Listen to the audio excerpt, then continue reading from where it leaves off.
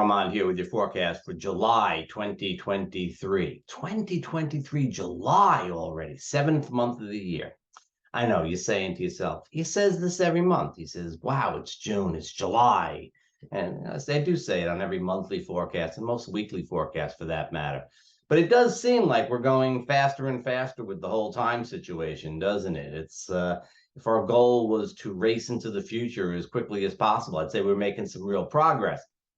But if our goal is to live in the present, then I'd say, wow, maybe we got to rethink things a little bit.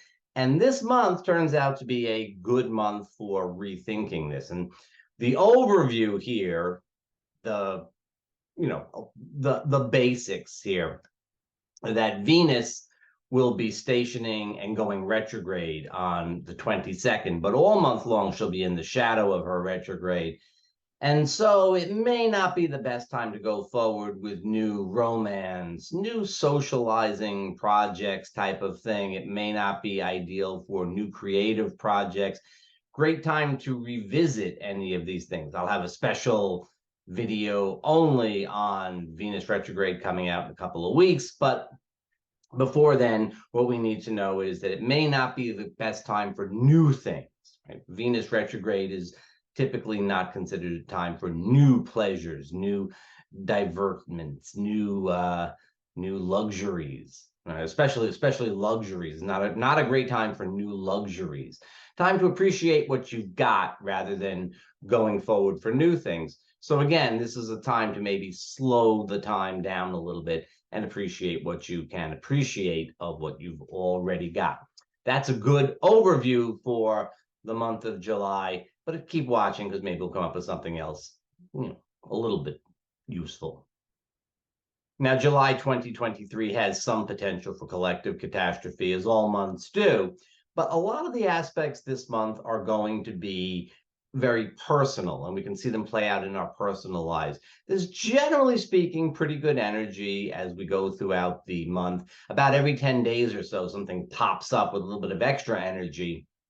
And I'm going to focus on those time periods. Subscribe to watch the weekly forecast in order to get a little bit more detail for the monthly forecast. I got to sort of generalize, or some people would even say overgeneralize, and leave out important stuff. Also, I want to point out, I'm going to point it out in the weekly forecast too. I give you dates, and they're like date ranges, but you should always maybe consider, like, if it's on this day, maybe a day before, maybe sometimes even 2 days before. We feel the energy as it builds. These things don't pop out one moment at a time. For example, we could start the month with the full moon on July 3rd. You're feeling it all the way through that first weekend of the month and through the 4th of July as well. So if you're in the US, it's a holiday weekend. We start on Friday with a Neptune station on June 30th. And, Neptune stations are, let's call them fun, if not necessarily practical. And as we move through that weekend, we get to the full moon on the 3rd. And that's also kind of, things get a little bit overblown and so on. If you just make it a fun weekend, it should be a really fun weekend. We start with July 1st. We got the moon in Sagittarius. It's upbeat. We're coming up to the Capricorn full moon, which is, it's Capricorn, but it's the full moon right around the 4th of July. So we've got it's summertime full moon. It should be fun, right? So we've got some good energy as we start the month. And things kind of will settle down a little bit. And then right around July 10th, we get this big burst of energy that is going to show up, I think, quite a bit in the collective in this case, but also in our personal lives. Mars moves from Leo into Virgo, but not Mars alone. Mars moves along with Pallas Athene. Okay, now Pallas Athene is the truth teller asteroid.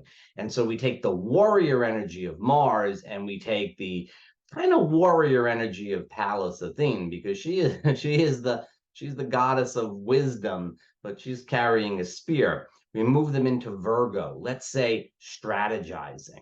Okay, strategizing, but letting people know what you feel and what you're thinking. Right around, July 9th, July 10th, we'll let it spill over to the 11th. And you know what else happens on July 10th? Mercury, planet of communication, opposes Pluto. right before he slips into Leo, Mercury in Cancer opposes Pluto. Mercury in Cancer at the very last degree of Cancer, giving you the emotional statements opposite Pluto. This is, Mercury, Pluto, always, speaking truth to power. We add in this Mars, Pallas, Athene, and boy, we've got this recipe for really getting the message out there, really seeing and speaking the truth, as you see it anyway. So watch out. That's a great time to deliver a message. That's a time when you get the message delivered to you also. There's also potential for a little extra truth telling as Mercury squares Jupiter right at the new moon on the 17th. Now we have the low energy of the new moon, so maybe that'll attenuate things. But Mercury, Jupiter, you could say a little too much, and it's kind of like you can say what's on your mind. Mercury's in Leo, you see things again from your perspective, get the message out there. The new moon is one that is seeding energies that are having to do with home and family and things like that. Again, it's the midst of summer, and you may not be thinking this way. We're also getting very close to a very active period in July. So starting on July 20th, the Sun trines Neptune, Mars opposes Saturn, right? Venus stations to go retrograde. Few hours later, Chiron stations to go retrograde. Chiron doesn't get an extra video from me. I'm no chiropractor.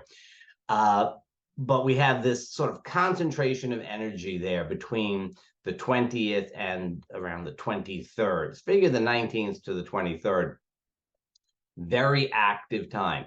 Mars, Saturn, you know what that's suggesting strongly? It's suggesting focus. Mars is in Virgo, opposite Saturn in Pisces.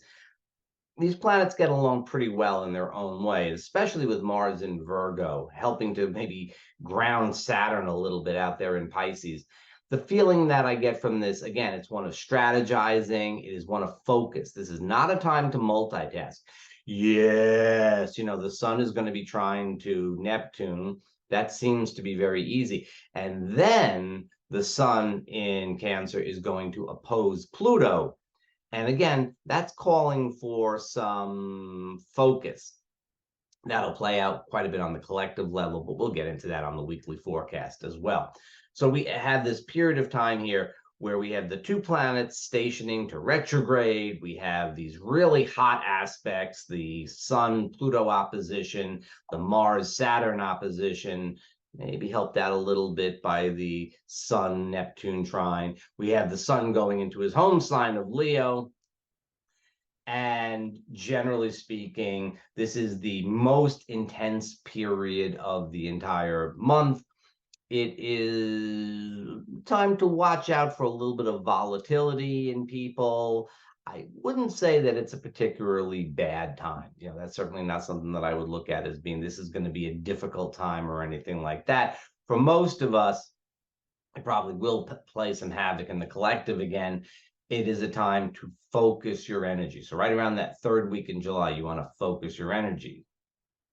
Finally, as we end the month, we get to the full moon. Now, the full moon technically is on August 1st, but we'll be feeling it the last few days of July.